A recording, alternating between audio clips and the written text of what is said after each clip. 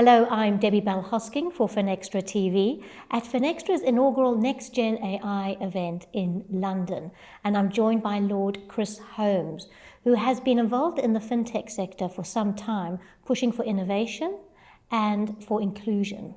So Chris, it's so lovely to have you here in our set-up studio at NextGenAI. It's a pleasure to be here. So Chris, I was doing my research and I see that you were on the Select Committee, the Lord Select Committee on AI. From your viewpoint, what do you think of the status of AI adoption within the UK? There's certainly been so much conversation around AI in the UK and indeed globally, not least since ChatGPT arrived just over 2 years ago.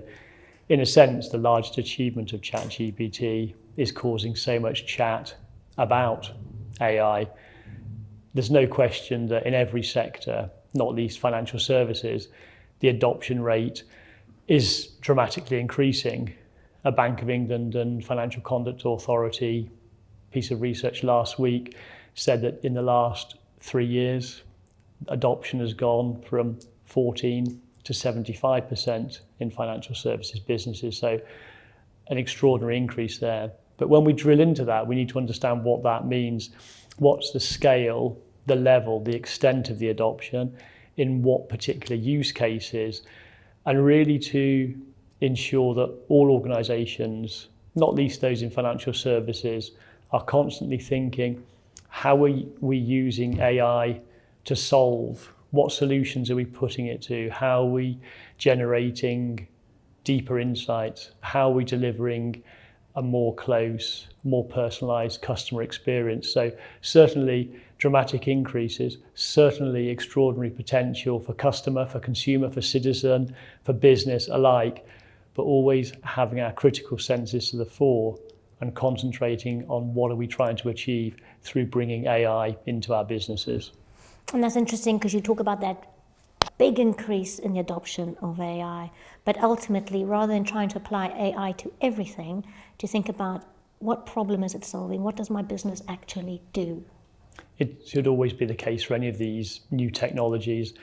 They are extraordinarily powerful, but if we consider them to be technologies in our human hands, we decide, we determine, we choose how to deploy, where to deploy, for what use cases, and that critical point of it being human-led, human in the loop, and human over the loop. If we put all of our human values and beliefs and the cultural context in place, that will give us the best opportunity of getting potentially transformational solutions from this constellation known as AI.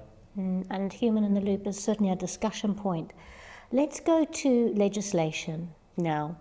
Why do you think it's high time now to legislate AI systems that are permissions-based, outcome-focused, input transparent, purchased, and that are understood and permissioned? I believe for a long time that we have a almost unique opportunity in the UK to legislate for the benefits and the challenges of AI. I brought my private member's bill into being just over a year ago to try and ensure that whether one is a citizen, a consumer, an innovator, a business, a community, a city, a country, across the piece, that we can understand how AI can benefit what we're trying to achieve, how we can be cognizant of the challenges and the risks, and to put a legislative framework in place which delivers to that. So my AI regulation bill had just 9 clauses. The EU AI Act is a laudable piece of legislation, but it's almost 1,000 pages. I did mine in 9 clauses, really looking to how we keep the human at the centre of this, how we look at enabling everyone to be aware of when AI is involved in any product, be that a financial services product, be it any product, looking at concepts around labelling, around the protection of IP and copyright, looking at having AI responsible officers in all businesses to ensure the ethical use of AI, crucially, having an AI authority. Don't think huge, behemathic regulator. Think small, agile, crucially horizontally focused regulator to help not least our financial services regulators to ensure that they have the capabilities to address the challenges and the opportunities of AI, and to be a custodian of those principles, how we all collectively believe that AI should be deployed. And as you rightly said, as I've always maintained from the outset, principles-based, outcomes-focused, inputs understood, and where appropriate, consented and remunerated. The most important clause in the bill, that around public engagement, because no matter how good the technology is, if the public don't feel engaged, if the public don't trust the technologies, why would they get involved? Why would they engage? Why would they use services and product which has AI in the mix? Likely outcome of that is they won't be able to gain the benefits and the upside of AI, but almost certainly will be saddled with the burdens. Yeah. You're talking about human in the loop. You're talking about enabling people to understand AI, to use AI well. You've mentioned your legislation, which had far less points so that people can actually grapple it and understand it and approach it. Now let's talk about assurances. What assurances can be given to AI developers, deployers, but also for democracy in 2025? I think history, particularly recent history, clearly demonstrates to us that right-sized regulation is good for citizen, good for consumer, good for innovator, good for inclusion, good for democracy. Now, we all know bad regulation. Well, that's bad regulation. That doesn't mean that regulation of itself is bad. And if we want a thriving financial services, fintech ecosystem in the UK, connected right around the world, then we need to ensure certain essential underpins, the most important of which is thriving democracies right around the world. Now, we've seen the impact of AI on democracy itself, not least in the past year when 40% of the world's democracies have gone to the polls. But essentially, if we have issues such as fake news, set an AI to solve for an AI. The solutions exist.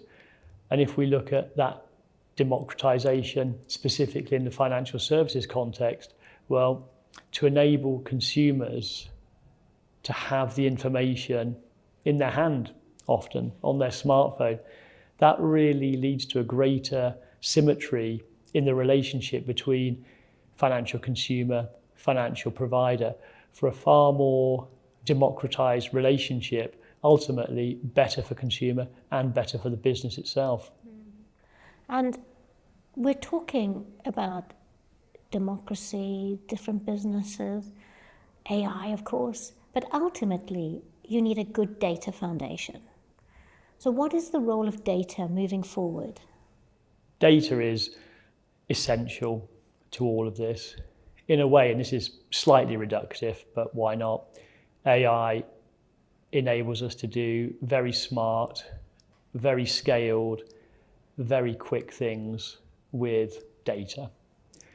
It's absolutely essential for people to understand what data they have, for organisations, institutions and businesses to understand whose data it is that they're seeking to use, that should be permissioned, consented, and where there's IP and copyright attached to that data, that should be respected and remunerated in the usual way with all of our IP and copyright legislation.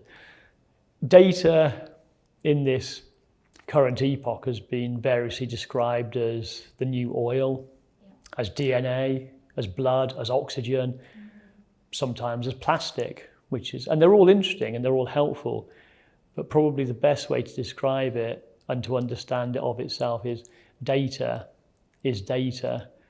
We all have it, we all generate it, it's all around us. It's essential if we're going to have the health service that we could have, if we're going to have truly transforming personalised education, and if we're to have in financial services transform markets, deeper pools of liquidity, new asset classes, all of that is determined through the understanding of and the ethical deployment of that data. There's that word ethics again. And of course, when it comes to Gen AI, we need to think about what data is that Gen AI learning from. Chris, really interesting chat today. Thank you so much for joining us. This is our inaugural NextGenAI event. I'm sure there'll be much more because we are all learning at the same time and moving forward.